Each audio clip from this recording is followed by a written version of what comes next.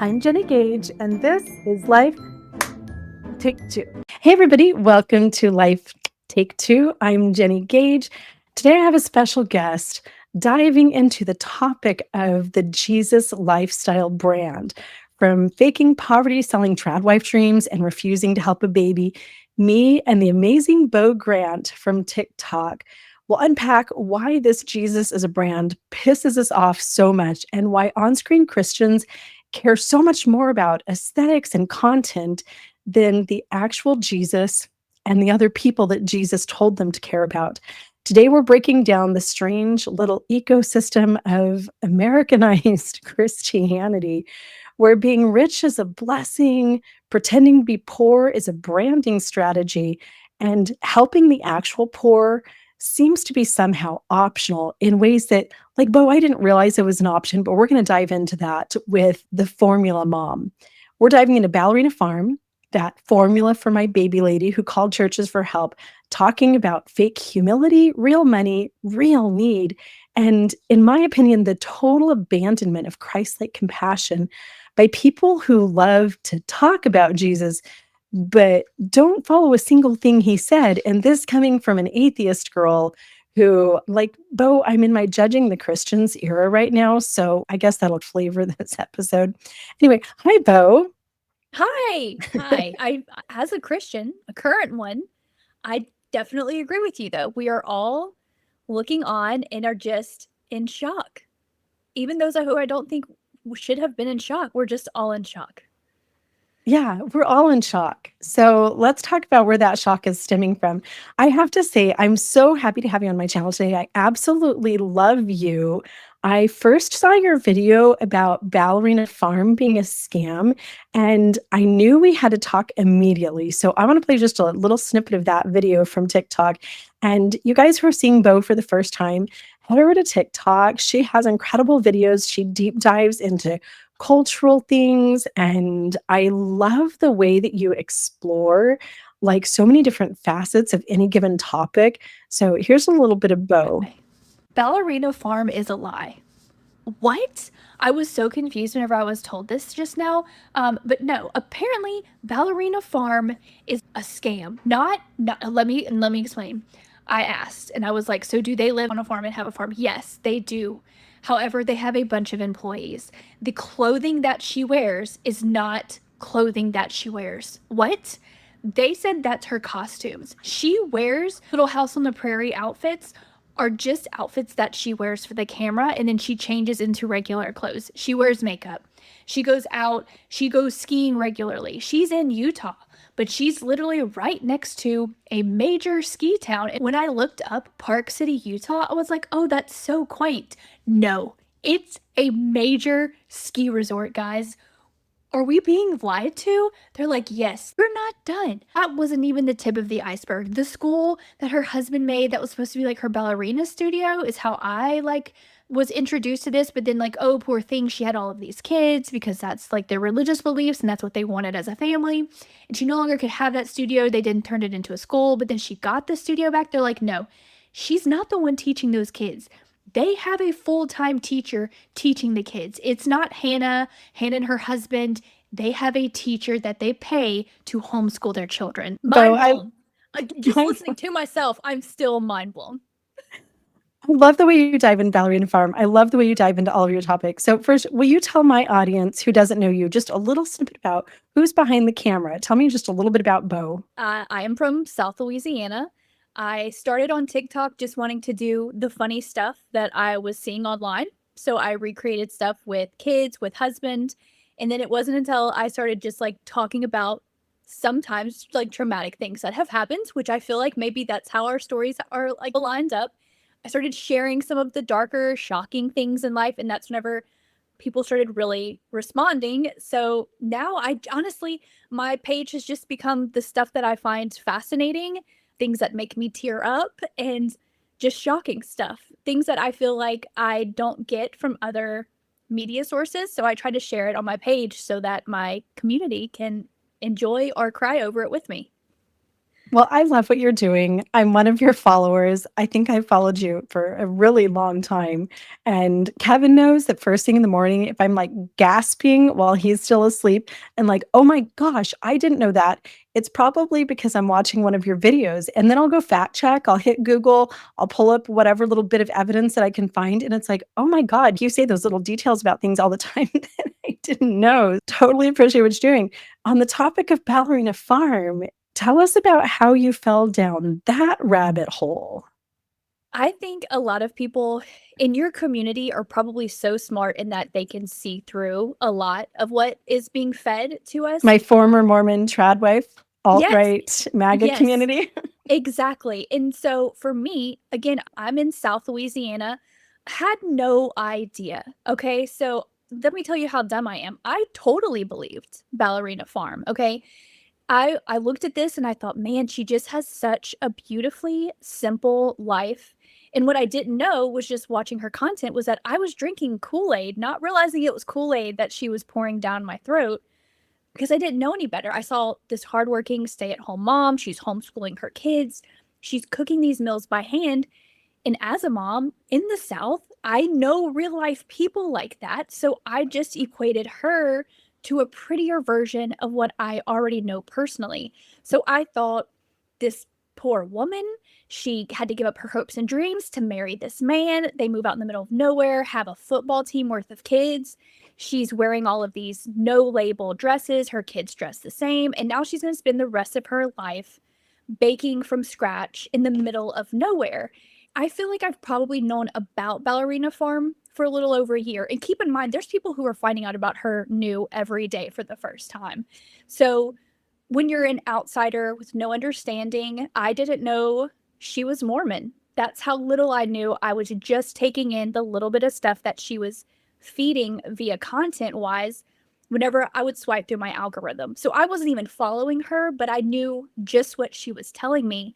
And so that was how I learned about them. So you heard that story of how they bought the property, right? Yes. Yes. One of the videos I watched all the way through was an old one where she talked about how they stumbled upon this huge farm out in Utah, prime real estate, but that they got a great deal on it because the owners wanted the farm to be with another family to continue this farming tradition.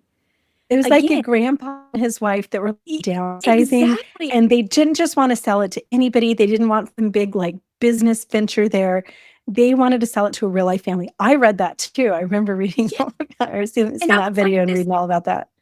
this is so Americana. Like my family were a farmer. You know what I mean? Like you just feel so relatable with the content It's the and you just American think it's dream. such an authentic, I would love to have that life maybe one day. And she makes it look very attainable. But then you worry for her as a woman who was a ballerina and she was supposed to have this ballerina studio and now it's her kids that she's having to homeschool all of these kids she just keeps having.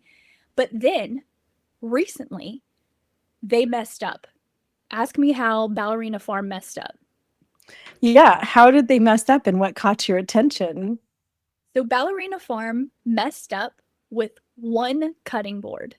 She sells all kinds of stuff online. We've learned that a little bit at a time, okay? Like she sells merchandise now. She sells meats from the farms or other people's farms. She sells all these healthy ingredients. You want to feed your family the best because you love them. So let me help you.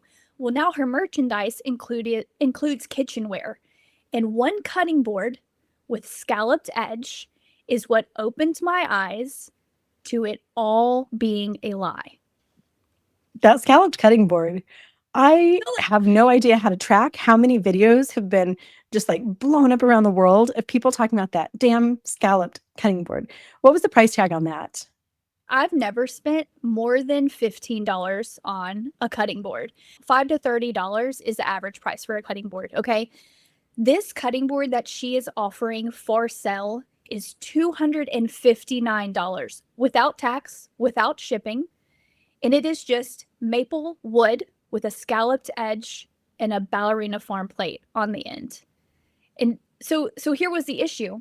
I was looking at this, having believed everything up until this point, knowing a little bit of the backstory, and I'm like, this does not make sense. And it's not just that this is ridiculously overpriced, but it was the catalyst to me realizing how dumb little me was, because whenever you find her, you just automatically think she's such a genuine person because she seems like she's sharing behind the scenes life.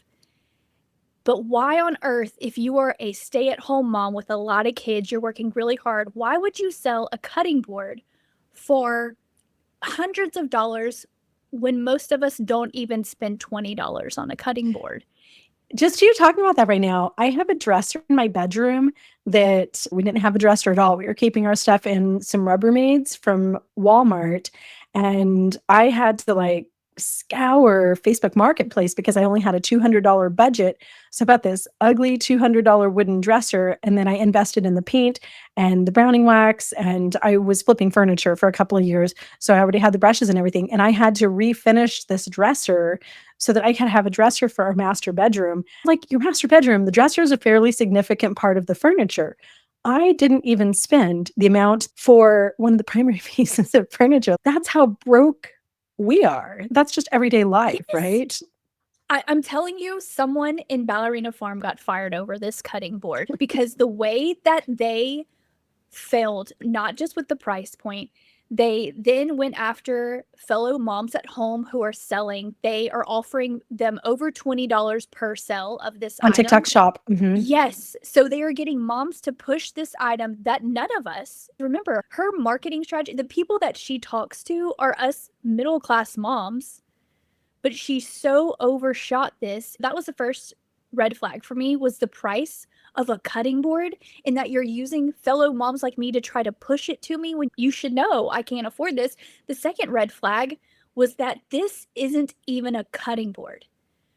That It's has more like been decor. for me, yes. And even if you look at this cutting board on Ballerina Farm website, the images of it, none of it is a cutting board. They have it where it's like a display piece with like cups and stuff. There's no meat cutting, there's no vegetable cutting. It is not a cutting board. People are saying it's more of a charcuterie board. It is a They use it charcuterie like board. that. But And Hannah is. I just saw a video this morning where she was chopping stuff on her scalloped cutting board. It is always front and center in all of her videos right now. Like you see it there. everyone hates her for it. Yeah, everyone hates her for it, but like wherever she is in the kitchen, you can see that scallop cutting board sitting there on her countertop. She did breakfast sandwiches. So she's like, my sons put the sourdough starch so that we could do the focaccia. Now I'm putting the dimples in the bread, and she cooks the focaccia bread and makes some eggs from their fresh hens in the backyard. And then she does have those on her scallop cutting board. And I believe she actually cuts the focaccia bread. So it's there. It's kind of front and center all the time. I think it's diabolical because I think she knows. I think she knows she messed up.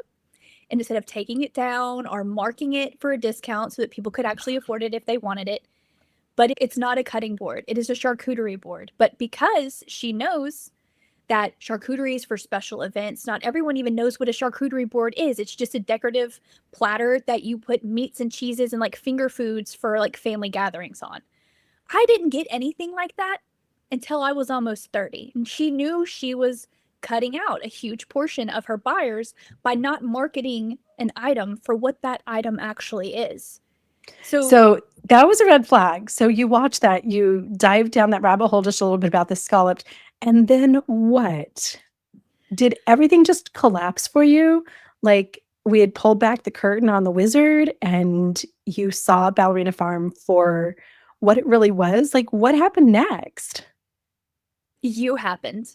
Honestly, you happened. So the amazing thing about social media, Specifically my 500 videos about Ballerina Farm and honestly, my desire to pull back the curtain. the first one that pulled up, whenever I finally realized something was off, and not only is it off, there is some kind of huge disconnect going on, and she's either trying to push her market away from her, which makes no sense, or she doesn't really know her market, which equally didn't make sense because she seems like she's living this life. So the second I started looking into, first off, the cutting board, because you go down the cutting board rabbit hole, you see all of these people who are chefs or stay-at-home moms showing what their cutting boards look like, how they warp over time, how this cutting board not only isn't the cutting board, but how it's not going to last and be the heirloom that she's trying to sell it as. It's not worth the money. And So I went from there. That transitioned to finding out that the farm that we thought was in the middle of nowhere. So let me tell you, from those of us who aren't from near your state, I've never heard of Park City before. And when I started telling people this, they're like, "How have you never heard of Park City before?" Like for Because y'all are Louisiana, we from the have New other Orleans. side of the Yeah, it seems country. like you guys have Park City. Like that's your everyone Yeah. knows what city is. So that's how ignorant a lot of people who believe Ballerina Farm, we don't know, guys. And it isn't until we're willing to like dive into those and like actually try to look and see, because the level of manipulation, I still feel like I'm in shock. It seems like every single aspect that I related to, the farming, the mom, the hardworking, the cooking from scratch, the I'm going to do everything myself, independent woman, is a lie. So, Bo, you said a word there that's really important, and that's that word relate. And I, very similar to you, the first time her videos came up in my TikTok, I just felt so happy watching them. And what I saw on my screen was this young mom who, I just pictured that she had like grown up in a trailer house somewhere. And I watched her OG Instagram stuff. And she was like just milking cows and jeans and a little t-shirt and whatever. And I fell in love and started following all the time. And then we see her kind of blossom and put on makeup and a gown and compete in this Mrs. American contest. And I remember just like feeling my brain implode, seeing this little country girl turn into this pageant queen. And it's like, wow, she really dug deep to go out there and do that. And I was so proud of her. I was so impressed that she could do that. And I believe that she was at Miss North Dakota. And so it's like, oh, that makes a lot of sense. I've been to North Dakota. I know what that area is like. And again, picturing her and her husband are just hardworking and they've probably invested everything that they have. Now, during that time, there were videos where Daniel would go to what they called his real job. So in the beginning of Ballerina Farm, Hannah would be like, I'm out here milking the one cow because Daniel has to go to his real job for a few hours. And Bo, here's what I picture Daniel's real job being. I thought maybe he was like a night shift manager at the family dollar store or something, just so that they could have a little bit of extra money to buy some clothes for their kids, right? Because she was dressed in these rags. So obviously they didn't have a lot of money. And then one day, I see one of her videos while I was on vacation in Park City. I'm a former Mormon, so I live in Arizona, but my wealthy Mormon architect uncle has a home outside of Park City, Utah.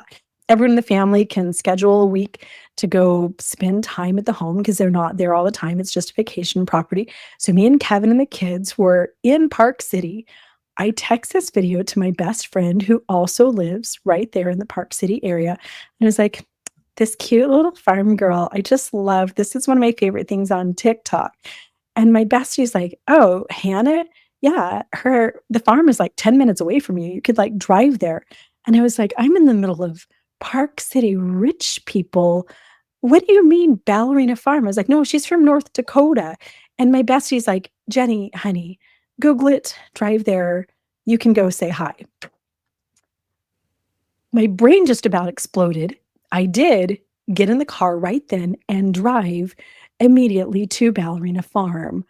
I stood in front of the farmhouse, stood in front of what would eventually become the dairy, their red barn there, looking across the fields in Camas, Utah. And I had this overwhelming feeling of being scammed. I was like, wait a minute, she's not this poor little Oklahoma girl from some poor little farming family that's just trying to scrape by. These people are rich. They're rich Mormons. And then I started to notice that BYU shirts and the Utah Utes and some of the other stuff. And I spent the week deep diving and actually talking to people who worked on the farm. I felt a little bit scammed too. Can I ask you questions as someone who Yeah. knows way more? Okay. So the issue for me is not just that I had been lied to and I had totally fell for it, hook, line, and sinker. It's that the more I dug and learned, it felt like a dangerous lie. Not just for women in general. So let's start off with her clothes. She doesn't wear. That's not normal attire. Makeup. She actually wear makeup? Everywhere. And so the So homeschooling, are the kids being homeschooled? the Ballerina Farm website, when I checked 2 weeks ago, still says in the About Us that they have a brood of wild, carefree children who are lovingly homeschooled by their mom.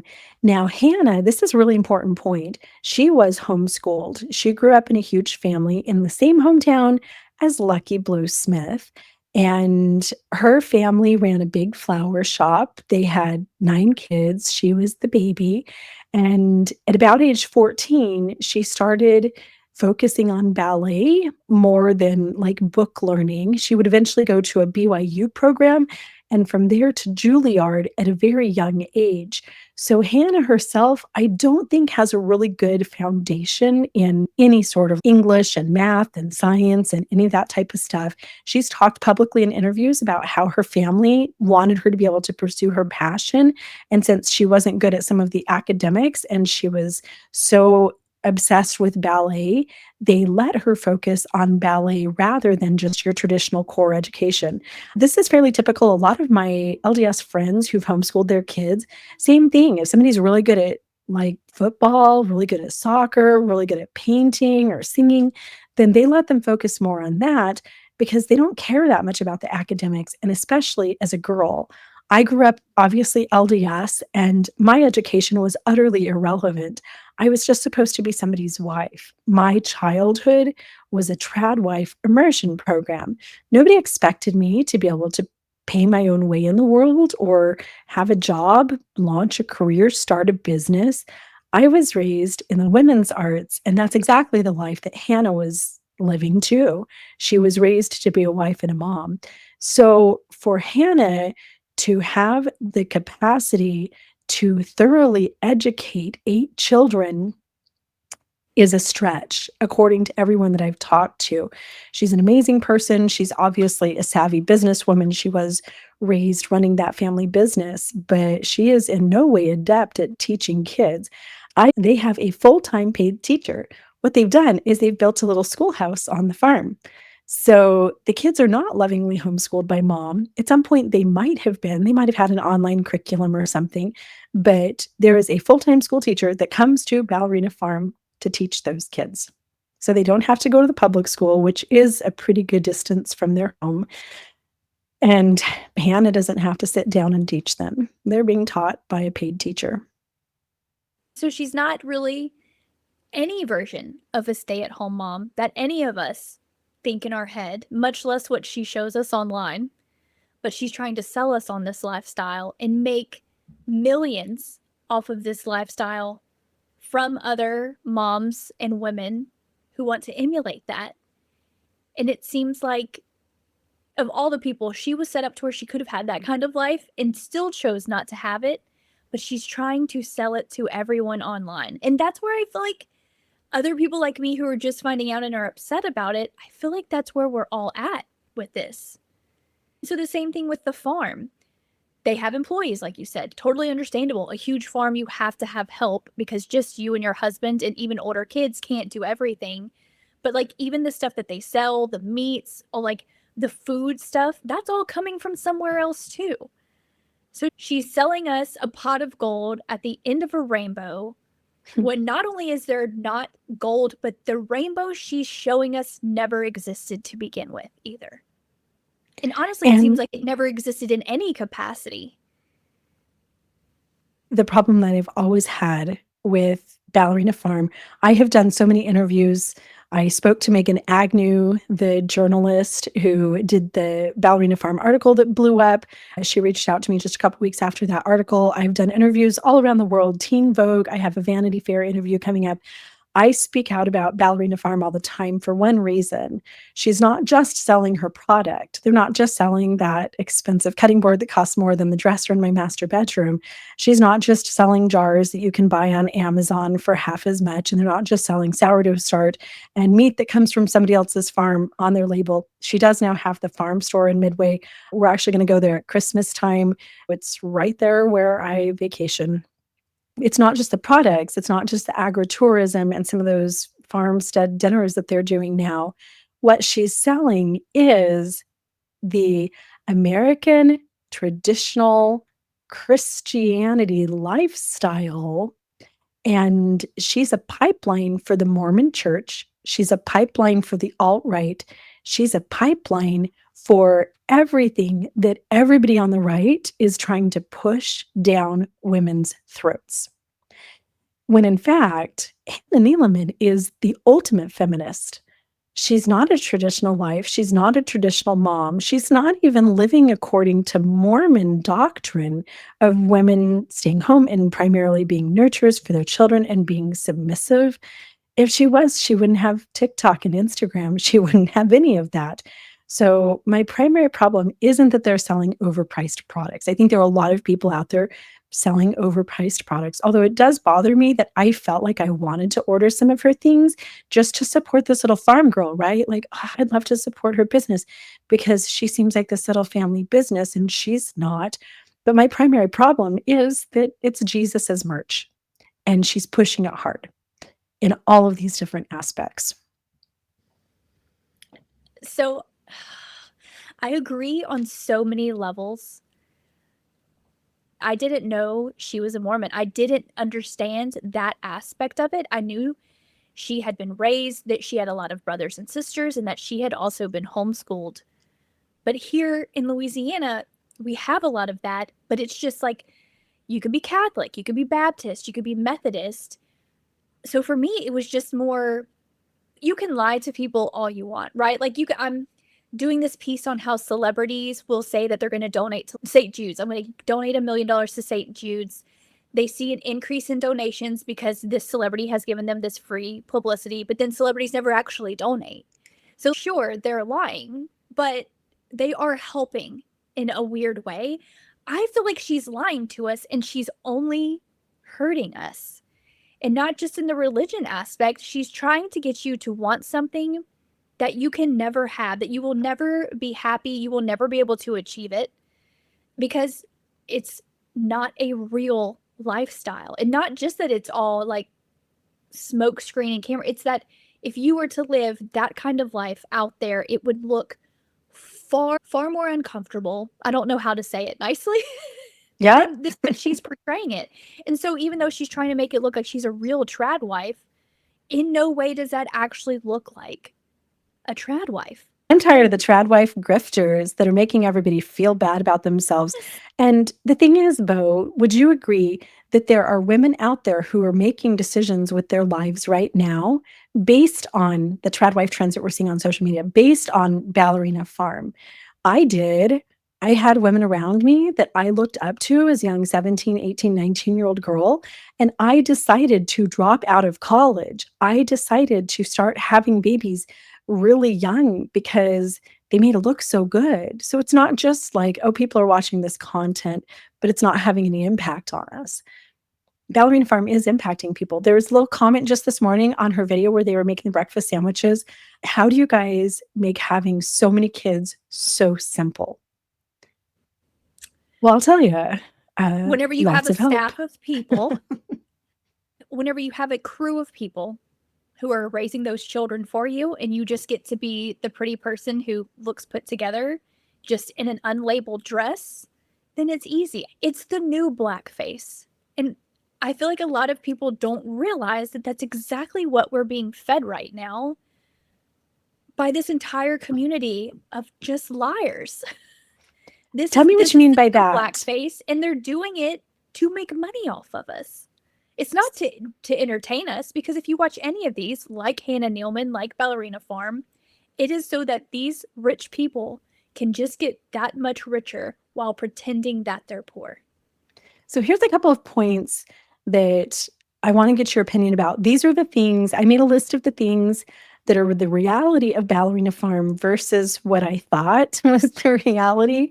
And I want to get your feelings on some of these. So the billionaire father-in-law, Daniel Neeleman, business articles have called him the Steve Jobs of the airline industry. He was founder of JetBlue, having come from Southwest Airlines, where he had a prominent job. He owns tons of different airlines. He's estimated to be worth getting close to $1 billion now with the success of Breeze Airlines.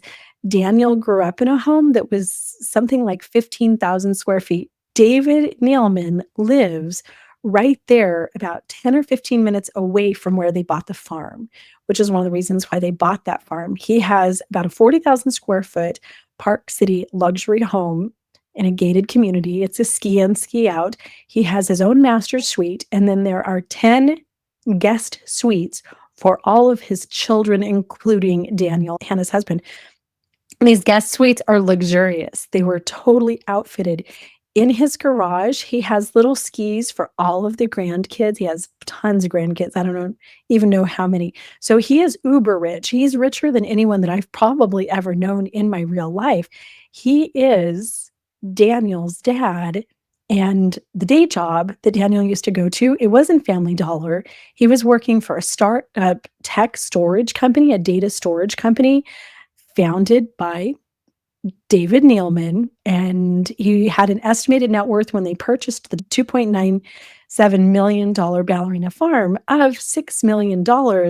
And his little day job salary was reported in a business journal as $460,000 a year. So he wasn't going down and mopping floors somewhere at night so that they could have a little bit of cash to buy clothes for the kids. He was working one of his daddy's rich ass companies and making a ton of money. So, how do you feel about the billionaire father-in-law, Daniel Nealman, being behind the scenes there? So, if you ever spend time around rich people, you realize how, even if they're very down to earth, how disconnected they are, right? Like Kim Kardashian just had an interview where she couldn't tell you how much a gallon of milk was. So, to hear all of this, I want to know how they even learned how to pretend to be a regular married couple working a farm. Because how many square foot was the house that he grew up in? I think it was 15,000. I will My pull head the link to the real wrapped estate around listing it. and put it in the description.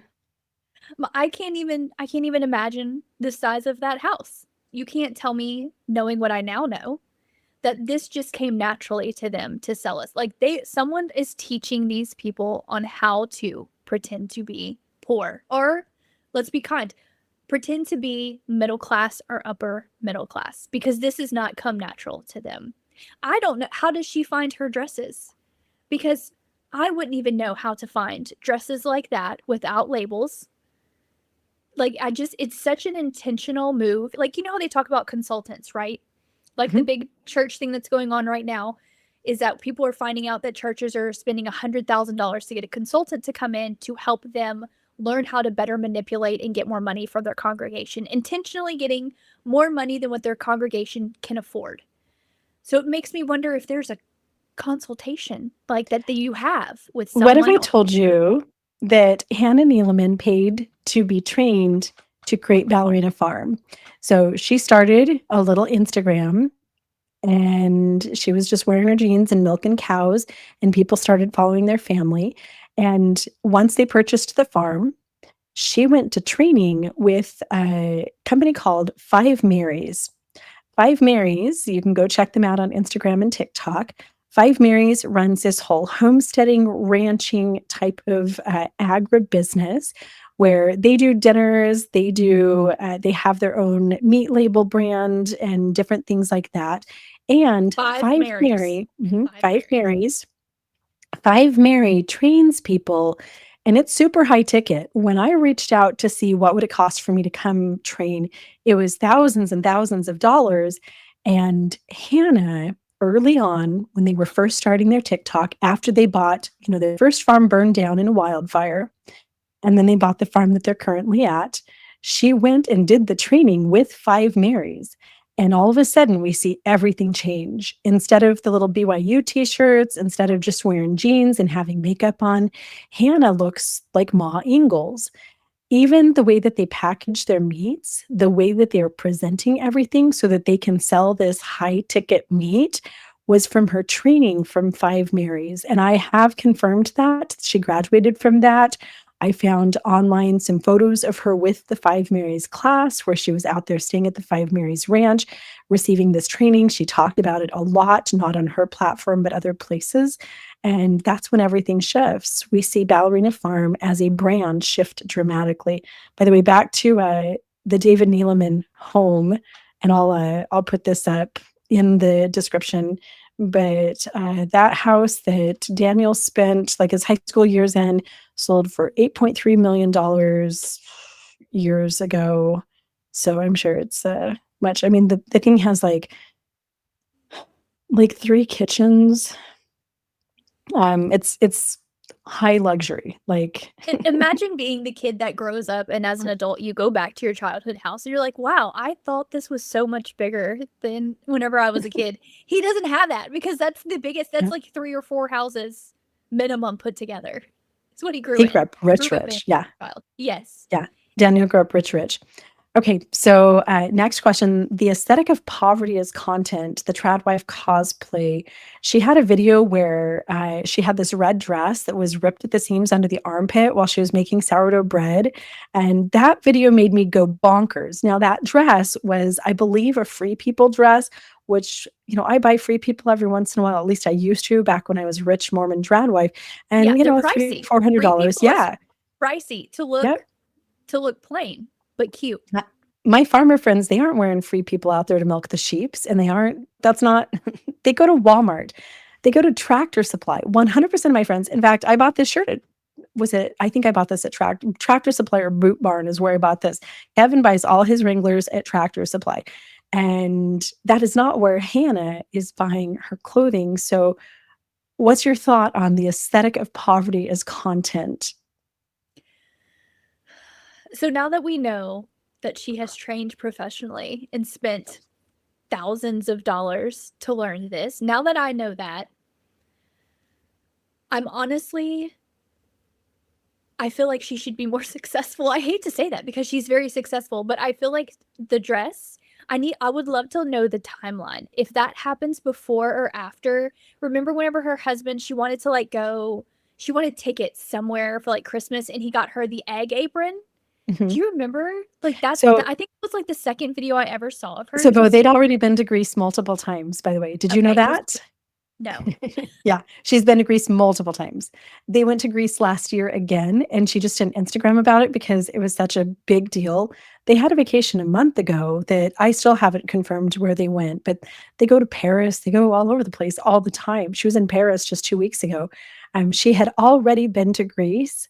That video was completely fake. They travel Yeah. the world. That's Dad that's owns no, airlines.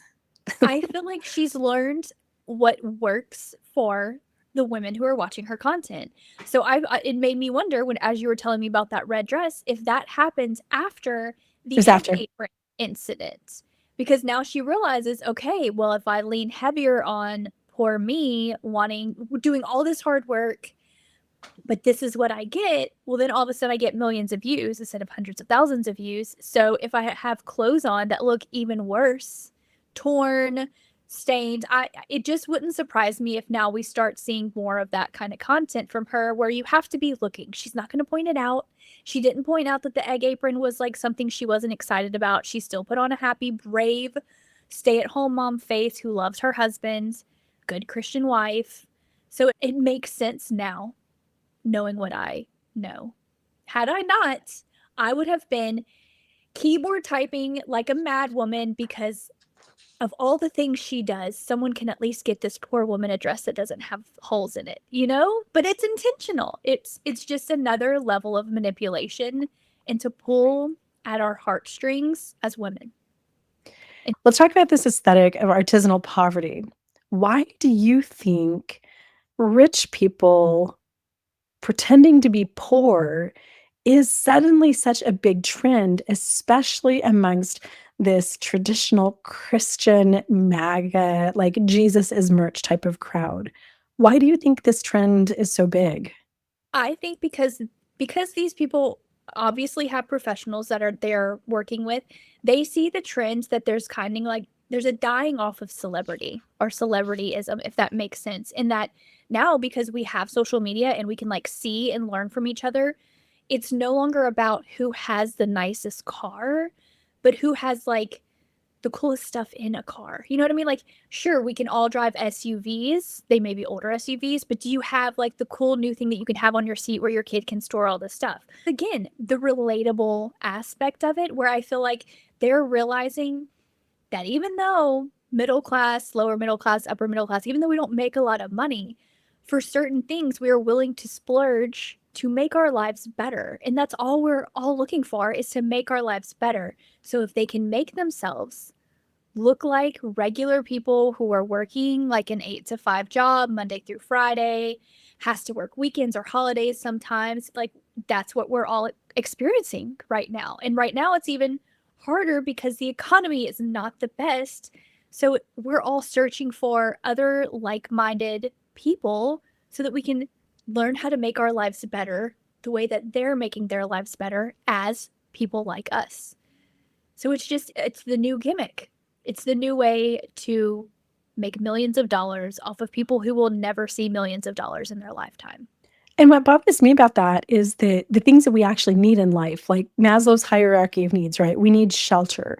We need to own a home. We need to have that place that we can raise our kids. We need to make sure that we have enough food to eat, that we have safety and security. Most of us don't have any of that anymore. So instead, we're numbing out by buying a scalloped cutting board to make our kitchen look pretty. It bothers me that some of these wealthy influencers that people are purchasing from, that they're the only people that own land, that they're the only ones who can homestead. I can't homestead anymore, but I can just have a faux homesteading scalloped cutting board sitting on the kitchen counter in my 800 square foot apartment that I'll never own. And I'll live here for years because I can't afford anything else. Yeah. It's the closest thing you can get to have that lifestyle that you dream about. But we'll never actually get that lifestyle. Yes. From someone who's never lived that lifestyle, never will live that lifestyle, but is going to sell us a lifestyle, even if it breaks the bank. So my last question for you is this harmful or is it just cringe? Where's the line between harmless homemaker content and actual deception? This is 100% deceit. And I feel like if you downplay it, you're part of the problem. And I hate that because I hate having to be like 100%. I'm very empathetic. Like I can put myself in anyone's situation and I do understand what is driving her. But the fact that she doesn't care enough for the women that she is selling to and who is overpricing this stuff, I feel like it's harmful in some of the worst ways that I would hate to even have to dig into because I feel like people are putting such a negative spin on like strong women supporting other strong women and like lifting each other up. But what she is doing is the exact opposite by lying to us and jumping through so many hoops to lie to us. So yes, she might be a great businesswoman. Yeah, she might be a great businesswoman and she may have done a lot of really hard things to get where she is. But it's like she's doing it with zero care of recognizing that there are other women out there having even worse struggles, and she's using it to her advantage to pull one over on those women who are less fortunate than her, which makes it even worse. And so it's like every layer you peel back, or I have peeled back so far with Ballerina Farm, her husband, Hannah herself, the entire Facade, it just gets that much darker and uglier and more manipulative. And it's heartbreaking to see someone that is trying to be such a role model hurt the very community she is supposed to be basically an idol of. It's just hard. I think that a breaking point for me when I thought this isn't cringe anymore, this is actually harming people, was when her father, Brother Wright, died of his brain tumor. And in those final months, as she was doing her very last Mrs. American pageant, she put up a GoFund for his care. And it raised, the last time I looked, it was like $160,000 they had raised, mostly from their followers. Everybody was just so sympathetic towards Hannah. And you see her at this pageant, and you see David Nealman, who's worth getting close to $1 billion, sitting right there next to Chad Wright. And it just dumbfounded me. Why are they doing this GoFund? First of all, they in and of themselves have so much wealth. When they bought Ballerina Farm, again, Daniel was estimated to have a net worth of $6 million and a $460,000 a year job from his daddy's business. I'm sure that they've had some, investment money also, but he was sitting right there. They couldn't just say, "Hey, David, would you like to help us with some of the care for my dying father as my father-in-law?" They were surrounded by these wealthy people. They were spending so much money on the pageant. Each one of those gowns that she bought was thousands and thousands of dollars spent, all of the money flying their whole family to this pageant. And they were turning to like 14-year-old girls and real stay-at-home moms living in tiny apartments and mobile homes across America and asking them to help with the GoFund for Chad's care and then his funeral. And to me, that's where it turned from cringe. Two things about Ballerina Farm, again, that bother me are that she's selling a lifestyle. I always say that Ballerina Farm is like smoking a pack of cigarettes a day. There needs to be a black warning label. And I've personally made it my mission in life to be that black label warning on the trad wife lifestyle because it's dangerous. It destroyed my life. I was sleeping in the back of my car because I had other exemplars that made me think, oh, that's a good idea. So I think that she's dangerous. And I think that it's time for us to stop putting our money into these multi-millionaires and billionaires and start supporting real women. So at the end of the day, that's my biggest problem with Ballerina Farm's business. I wish that people would support the smaller content creators who are actual stay-at-home moms selling little products online, support small women-owned businesses, and help the real people who need it shop local. Stop buying from billionaires because it's destroying our economy. So if Hannah came out and said, "Hey, I'm actually a feminist, you guys. I'm not a trad wife. So yeah, get married, but make sure that you run a huge business and get rich." If she said that, if she wasn't piping people into the Mormon church by being an exemplar of that Mormon lifestyle, and if she was an actual just little small business, I'd be okay with her. She would So actually be relatable if she could share, if she could turn. I feel like even if where she is at now, the camera of her recording in what we now know is more of a studio setup than an actual kitchen, if she could just turn that camera around and start being more transparent with what she's doing, I feel like that would even be more relatable and respectable. it'd be It more wouldn't. authentic. Exactly. Is she has completely wiped away any kind of authenticity in everything that she does, in every step of the way, taken as much as she could from people, even using her father dying to do it. And I just feel like the farther back you step and see the big picture, I 100% agree with you that she's not just lying. Ballerina Farm isn't just a big lie. She's hurting. She's hurting the women that she is preying upon. And she's smart enough to know exactly what she's doing, which is the biggest thing for me. That's the only point where I would disagree with you because as a little Mormon trad wife myself, I wasn't smart enough to know that I was hurting people. I had a testimony that Heavenly Father had made men and women to operate in a certain way. And I believed that if I obeyed that command to be a stay at home mom, to nurture my children, to be a helpmeet to my husband and that submissive wife, and lean into the family structure that Heavenly Father had created from the Garden of Eden with Adam and Eve, I believed with all of my heart that everyone's life would be blessed. So I would say that it's not about being smart. I think that she is an incredibly smart, very intellectual woman, but she's been indoctrinated by the same organization that I was indoctrinated in, and she cannot see that there could be a flaw in the system that she's promoting for people. So the other thing that you've been touching on your TikTok that I wanted to hear your thoughts on are, to me, another example of this Christian branding and the hypocrisy of the American Christian movement right now. And this is this whole no formula for you lady. Do you wanna tell us a little bit about who I she would love is to. and what she's been doing? And then I tell me would how that this piqued your interest.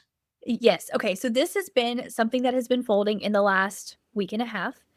It has literally put all of us on the edge of our seats. It started with one woman at home calling just a couple of her local, I'm not even going to say churches, it's multiple religions that she's reached out to She Buddhist has temple, Muslim Buddhist mosque, temple, yes, but like mosque, 200 Christian churches because there's more Christian churches than not. yes. So again, this is the United States. She is an American, so she is reaching out to churches across our country and simply having a baby crying in the background. She has a 2 month old. Her 2 month old has missed multiple meals, and she just needs a can of baby formula to get her by. She doesn't ask for money, she doesn't ask for anything else. She's just reaching out. She has already called all of her local resources. Right now, they don't have any baby formula, so she's basically reached the end of her point, and that's what this whole baby formula social experiment is. She just wants to see who out there in the United States would be willing to truly help a woman in need, and really a baby in need, because this is all about a hungry 2 month old who just needs one small, we're talking $25 or less, can of baby formula. She starts with her local churches, and she gets so many no's that then she starts sharing this content. She records herself, she shows you exactly who she's calling, and you get to hear the conversation and the way in which Christian churches tell her no or hang up on her. She has So, said that she was really surprised. So she's genuinely a young mom in need. And she thought that like the church down the street would help her out. And when she got that first no, and as this went on, like we all do these days, she decided to journal that on her camera and start posting it on TikTok. I've done that with my whole life, leaving my ex-husband. I started journaling what was going on in my life. And I'm really glad that she did. It took her several calls before she's like, I'm going to post this stuff on TikTok. so the amount of no's that she's getting, I would not have believed it had it not been recorded for me to hear these people. And these are churches we could still call today and probably speak to the exact same people who picked up that phone and told that mom with a hungry 2 month old, no, we can't help you. And what's worse is like there's a Germantown church in Tennessee. They have a benevolence program. This was one of the big churches. She spoke with one of the pastors and said, we have a benevolence program, but it's only for members. Are you a member of our church? And she said, I'm sorry, I'm not a member. And he said, then we can't help you. Not only are they financially able to, they tell her that they could financially help her while telling her no, they're not going to help her. So it was the most heartbreaking thing. All of the mega churches were the quickest ones to tell her no, are to send her to voicemail and her never get a call back.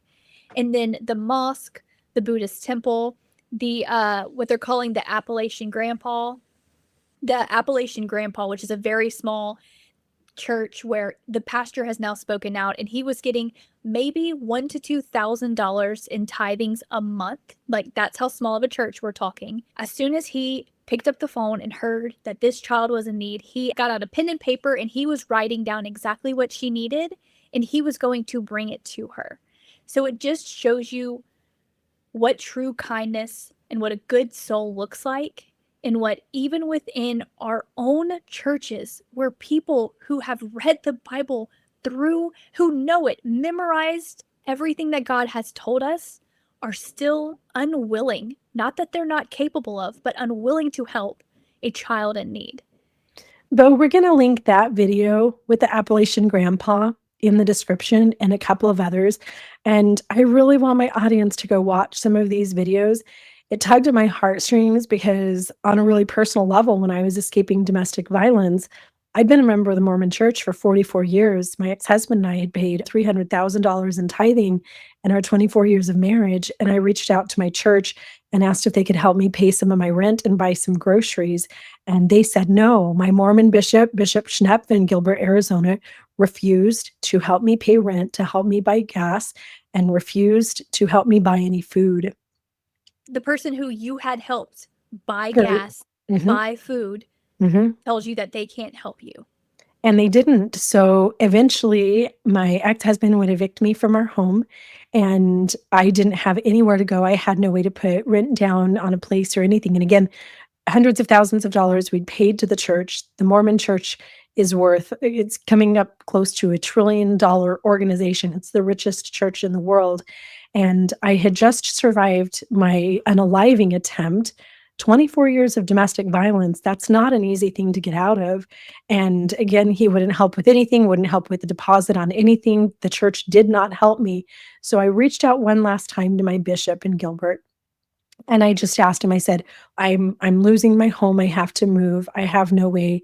Like, I don't have a truck. I can't afford boxes and I can't physically move myself. Could just like some guys from the ward, the elders quorum, can some of the brethren come this Saturday and help me move my stuff into my storage unit? I will then be homeless. I will no longer have a home. And they said no. I actually got some texts back just saying, sorry, we just can't help everybody. So call somebody else. I had nobody. I had no family. I had no friends. I had no money. I had absolutely nothing. I was working for $11 an hour in an elementary school, 4 hours a day, making $44 per day. And one of the vice principal at the school gathered up like her dad, who was elderly, and her mom, and a couple of people to come help me pack everything up. I put everything in my storage unit, closed the doors. My kids were couch surfing with friends. I tent camped that night. I would sleep in my vehicle in the Walmart parking lot using a red Solo cup as my restroom overnight. I was utterly homeless for just over 3 months. I was unhoused for 10 months, couch surfing, sometimes staying in my uncle's house until eventually my uncle let me move into his guest house that was badly vandalized and abandoned. So I did over a year homeless. And there was never a time during that that the Mormon church helped me with anything. And I had gone to a Christian church after I left the Mormon church. I was Christian until just 2 years ago. So I was part of this huge mega church. They have so much money. So I thought maybe they could help me with stuff, right? So I filled out all of their benevolent stuff and they gave me a $500 gas card. And that was it. I was like, I don't have food. I don't have money for anything. I need so much help in like job training and childcare and all these different things that I didn't qualify because I couldn't afford to file for divorce either. $198 to file for divorce. I couldn't afford that. And the Christian church didn't help either. So, huge church.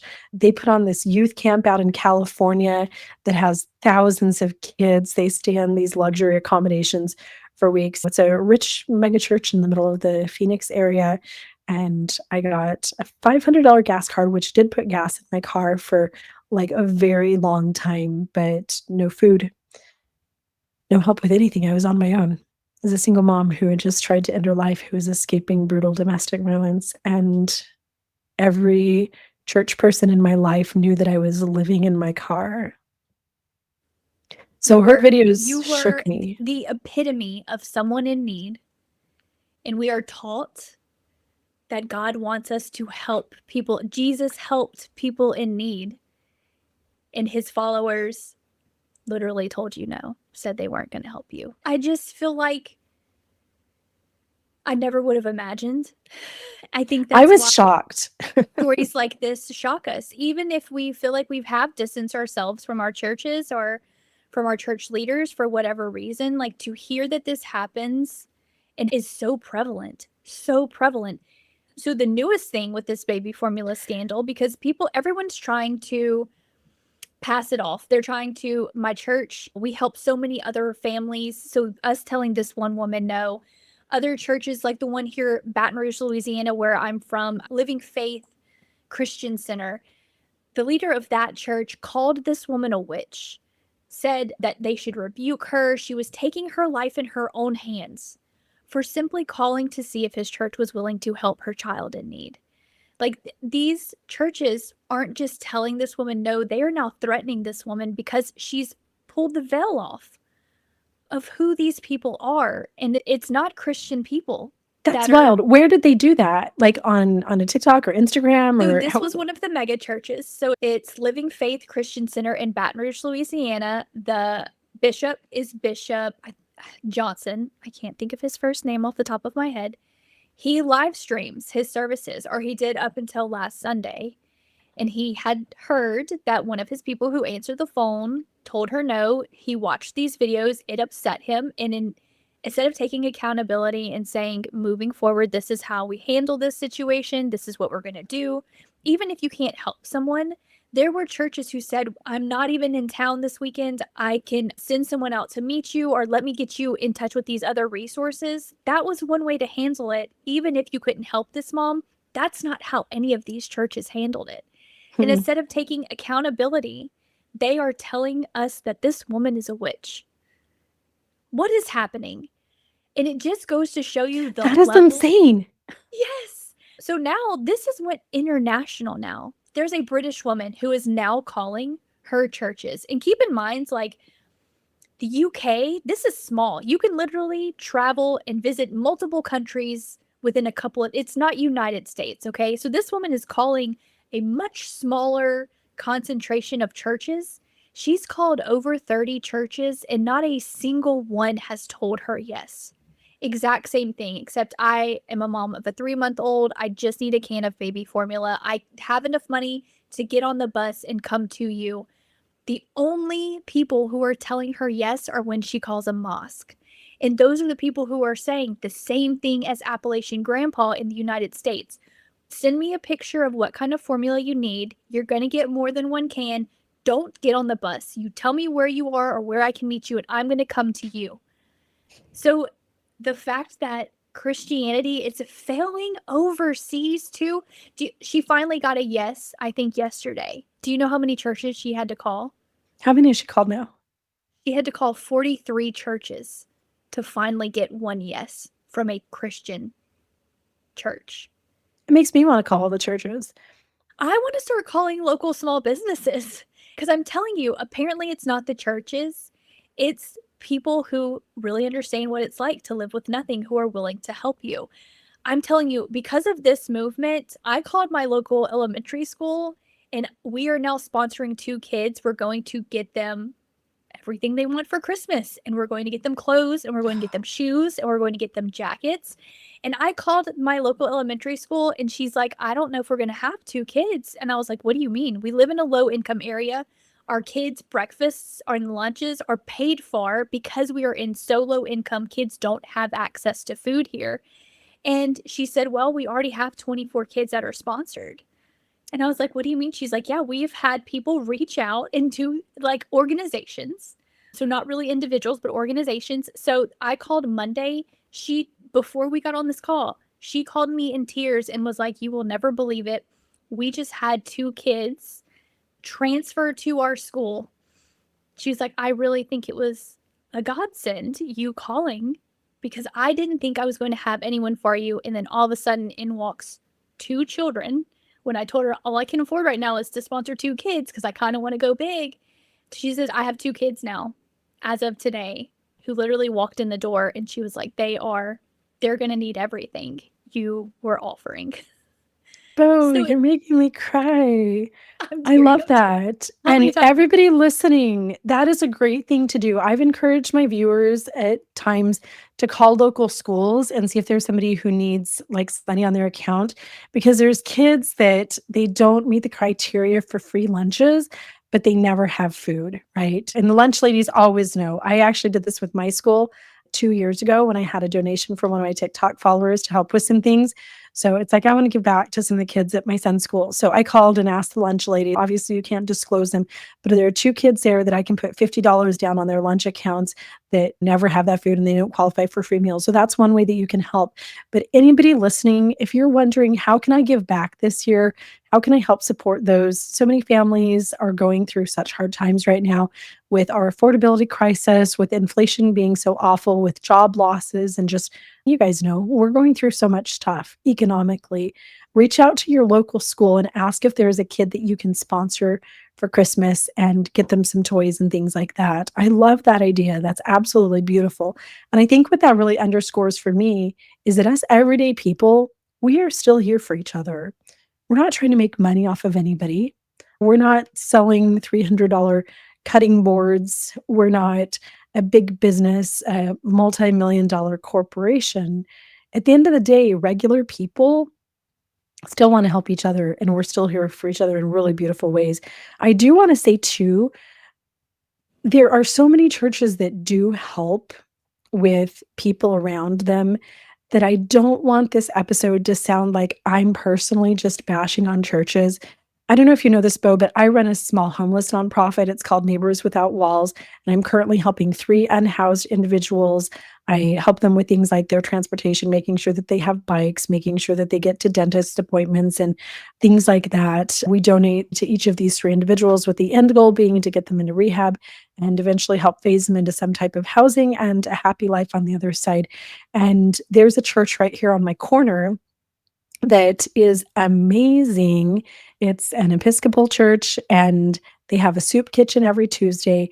And I have the personal contact information for most of the staff, including the secretary and a couple of the pastors. And when one of my kids had their bike stolen and needed a ride somewhere, I called the pastor and said, KT just had his bike stolen. They store stuff for the kids. They help them get online. When one of my kids needed to get their driver's license, the church was like, yeah, send him over anytime today between 2 and 3. We'll sit down with him and help get him online. And they are so compassionate, so kind, so loving. They do everything that they can. They let them sleep on the bench in the courtyard when it's too hot to go out into the sun and things like that. They're not able to completely support these kids and rehabilitate them into being housed and productive, but their kindness and compassion is absolutely above and beyond 100% of the time. So, not every church is like this, but I would say that a lot But of they the churches that exist. I've encountered are, again, this Jesus merch. It's Christianity for profit. And when making that money is the primary objective, then they're not going to give money to anybody, not a mom, not anybody.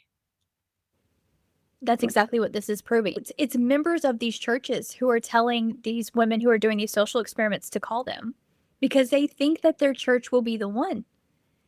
And it's amazing how many of them aren't. But these small churches who are already receiving so little but are giving so much back to their communities, those are the ones that are saying yes. Those are the ones who are willing to give a complete stranger exactly what she needs to keep her baby alive. They're just not out there in the numbers we thought that they were. I was surprised by this whole thing. I've been following it. I watch all of her new videos as they pop up. And like, I thought that what happened to me was just me. Like, I was an isolated case. Like, I just had a bad bishop, a bad pastor. I was really surprised to see her and then some of the other people that you say, like you were saying across the world, that have been calling churches also. So, a couple questions for you. What do you think is the difference between church as performance versus church as community, and specifically Christ-centered community? Because isn't that what Christian churches are supposed to be about? What's the difference? I feel like there's church now that's there for entertainment. And the more that you're seeing with these churches that are live streaming their stuff, any of the mega churches, they are there for entertainment. The ones who have the huge performances for music to sing along to. And I think it's turned into, like you said, church is a business to sell merch. It's no longer about God, it's about money. And they may be calling God what we call God, but to them, God has turned into money in the bottom line and making more for them, not for their followers, not for God's people, not for the poor, not for the people in need. I gotta say, I don't think the mega churches should exist. And again, I'm an atheist, so I don't have a dog in this fight anymore, but I left religion for a reason. Some of the churches that have those small pastors that are still ministering to people, they still act as a community. They still have that connection and compassion for each one of their members and for the neighborhoods that they operate in. I went to a mega church for almost 5 years. The pastor didn't even know my name. He didn't know I existed. The way that these mega churches operate, I think, is inherently messed up. It's corporate Christianity. So, another question for you. What's the difference between who Jesus actually helped versus who these big American churches prioritize? One of my TikToks was talking about Jesus and the loaves of bread and the fish and how the Bible that people are reading now from these churches apparently. Can I cuss? Is that allowed? Oh, yeah. Grandma's in England. We're going to cuss a little bit. Okay. Okay, I you're mean, good. I don't want to offend anyone, but the stories that how these churches are acting at this point is that Jesus took the fish and those loaves of bread and told everyone else to F off. And that's in no way what actually happens, but that's what they're showing. Because Jesus didn't help himself. He was helping the poor, he was helping the homeless, he was helping the people who had nothing. And all these mega churches are just showing that they're just there for the dopamine hit. They're just there for everyone to come in and listen to loud music and me to hype you up, and I'll make you feel a little bit bad enough to where you give us more money, and then I hype you up again. It has nothing to do with any of the true word of God or Jesus or any of his teachings, and it just has everything to do with how mega churches make their members feel and not actually teaching anything. And Jesus was a carpenter, yes, but he was there to teach us how to be better and how to look beyond like our own needs and realize that there's a greater need out there, and people who, even if we're poor, there's going to be people poorer than us who we can help. And it's helping other people up the ladder and not keeping people pushed down the way Hannah Nealman is by asking $260 for not even a real cutting board. So it's frustrating this day and age to see so much coming out, so much truth being shown. So we're now seeing the reality that we've all grown up in, but we were just, our eyes were shielded from. And Well, seeing we it didn't have the now, internet. no, we didn't have Like the now we do. access to the information. And now that the information is here, it's what are we going to do with it? And for a lot of us who, whether we're atheists or Christian, but we're just good people, like it's still, you're just realizing how important it is for us to take care of each other and to make the world a better place, and not just make the world a better place for me, it's to make a better place for everyone. So well My said. I just, watching those videos, just wondered how we went from Jesus multiplying the loaves and fishes and helping the downtrodden and the ill and the lepers and all of those people that society said were the outcasts to fill out this form and wait 2 weeks. And we're not actually going to help because the Bible itself, true religion is the widows and the orphans. And I just wonder, why do mega churches have $1 million sound systems, LED screens, fog machines, these super high-end mega facilities with their nice parking lots and the free coffee? And one church that I go to once in a while has this whole entire little cafe thing. It's just free for everybody, but no diaper budget to help a woman who truly needs help. And I wonder, do you think that this is a systems problem, or have churches just simply lost the plot of what Christianity is supposed to be? Why do you think this is happening? I think churches know exactly what they're doing, whether they're doing good or they're doing bad. I think it's turned into church is a business. And that's what these churches who are telling mothers in need, no, I'm not going to help you with even one can of baby formula, even though we have a lot of money that we could pull this from, and we could help you more than just one feeding or the next couple of days of feedings. I think it's because this is showing us that churches, a lot of them are no longer churches, and that it's just a business, and that they're So just a business with the branding of church. So that leads me to, what's the connection then between Ballerina Farm and what she's selling, pretending to be poor and all that, and churches refusing to actually help the poor while promoting these big Christian experiences every Sunday? What's the connection? Why did we want to talk about both of those together? I think we're left with the same feeling at the end of the day. For me, it was learning that Ballerina Farm was a lie and that there was a Christian woman behind it who is this loving woman who is cooking all this stuff from scratch. And the same thing now, seeing that these churches are willing to, but refusing to help someone in need, even though they can. I think it's just leaving us surprised, for one, and really disappointed to see that the people who could be making this world a better place and actually should be making this world a better place in one way or another are simply refusing to because it doesn't help them. I think they're both very let them eat cake. Yes, very much so. Just in a Yeah. sentence, that's what it is for me. So, what's the common thread between this aesthetic Christianity and institutional neglect?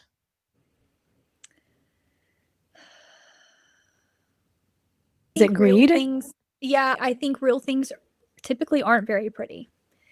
And to be real isn't necessarily to be profitable. So they're going to relate. If we want to be profitable, we have to be pretty. If we want to be real, we're not going to make the money. We're going to be helping others by using the money. So when it becomes church is a business instead of a church and a facility for people in need to come to, then it's going to be is pretty, because that's all they can offer you is pretty and loud music and that feeling of happiness. But if you are ever the person who's not happy and needs help, a church is the last place you need to be, because they are no longer equipped to do what they were literally designed to do. Bo, that was so profound. Oh, thank you. Off the edge of my seat, right? Like literally just I was not prepared for this. That was so profound. Okay, let's wrap up with this. I always like to give my audience the ideal and what we should be doing. I always like to leave them with homework. So, what would real community care look like? What would we hope out of Ballerina Farm and all of these other Christian influencers that are out there doing their thing? What would we hope out of Christian mega churches that are doing their thing? I think that this Christian branding Jesus as a business is all in the same category, whether it's some of those trad wife influencers, whether it's these mega churches that are selling one version of Christianity on Sunday, but the plot changes when a single mom calls them.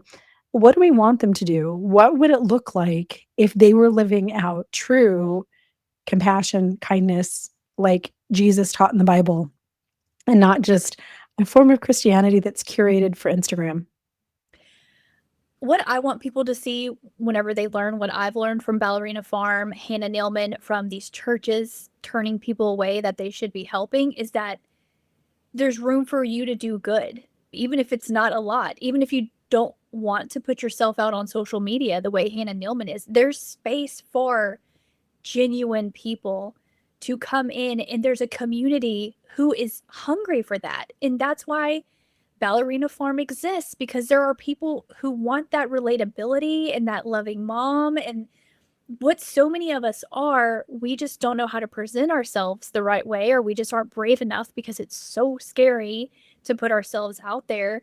But there is a community of people, there is a world of people who are there waiting for someone like you. And in such a smaller aspect, there are people out there who do need help that we can help, even if you're like me, working 2 full-time jobs trying to make ends meet. Like, there's still 2 kids at my local elementary school that I can help them have a Christmas and feel loved. I can still provide that for somebody on a small scale. So whether it's looking at this as a big scale or small scale, it's that there is plenty of space and plenty of need to help others and to be there and to be a good Christian or just a good person. And that even though the people who should be our role models are failing us right now, it's just showing you that there's space for role models, that we need people out there. And I know people are listening to this, they're probably being called for something. I can't tell you what, but the fact that just a couple years ago, I had never gone online. I didn't have a single follower. I didn't have any kind of community. And now I have almost 500,000 community wide, like across social media. And I'm no one with any kind of training. I've never been to a Five Marys or heard of a Five Marys. Like, I have no kind of professional knowledge of this. This is just me putting myself out there authentically, trying to have good lighting. Good lighting is everything. Yes, Here's the it's achievable, and we all just want better for ourselves and to leave this world in better shape than where we walked into it at, and that it's possible. That even if you feel like people you look up to failed you, it just lets you know that there's room for you to be that person for the next guy. Oh, I love that. Is that Be the good? Is person that for the good? next guy. That's so good. You know, we do have a tendency as humans to like want that role model, that princess at the top that we're all trying to be like, right? I have to say, as far as like anybody can help anybody, my little 16-year-old son, Brody, he has a part-time job. He works about 16 hours a week for minimum wage in a little food shop, and 50% of his paycheck goes to his own little homeless nonprofit. I told him you should be saving for car, like put money in the bank and stuff. 50% is a lot. And he's like, but first of all, he's always worked with me with the unhoused since he was 4 years old. But he's like, I just feel like that's what I want to give. So he worked Saturday, an 8-hour shift, that entire paycheck, because he had another 8-hour shift the next day, he goes down to Trader Joe's or has me take him to Costco. He buys granola bars, he buys water bottles, he buys a big loaf of bread and then some peanut butter and jelly, and he just makes sandwiches and puts them back in the bag that the bread came out of. And he has napkins and drinks, and he just goes out on his scooter in our community, and he knows the names of every single person who lives outside of a home here in our walking distance of our little apartment. If my 16-year-old can spend 50% of his paycheck helping people who haven't had anything to eat today, and he comes home and he tells me, he's like, oh yeah, I wasn't out for 2 days, so they were dumpster diving. A lot of the people in our area, they aren't able to get to a grocery store. Some of them don't have the resources to get their food stamps. We help them with that as much as we can. So he's like, yeah, I kept these people from having to dumpster dive today. So if my 16-year-old can do that, I feel like anybody can help somebody. And that's what we really need, is people who have that true kindness and compassion. And let's forget about that. Jesus is a brand. Let's stop buying from the Christian merch machine. And instead, even as an atheist, I believe in the power of buying into what Yeshua taught in Christian mythology, that love and compassion for one another. The lepers whose skin was falling off, who were so contagious, that Yeshua helped, and he never said no to anybody. I think it's time that we start doing that and stop paying attention to those others. So, any final thoughts for us, amazing Bo? It's been so good hearing your thoughts on these topics today. I just want to thank you for letting me come on here. Thank you. Helping Such an to open honor. my eyes. Yes, I'm telling you, like, I feel like it was just so educational. Like, everything watching, it's great to see someone out there who's just trying to be honest and real, even at the expense of like the hurt that you've went through. Sharing that, I just am very thankful to have met you. So Well, thank you for thank having me. you.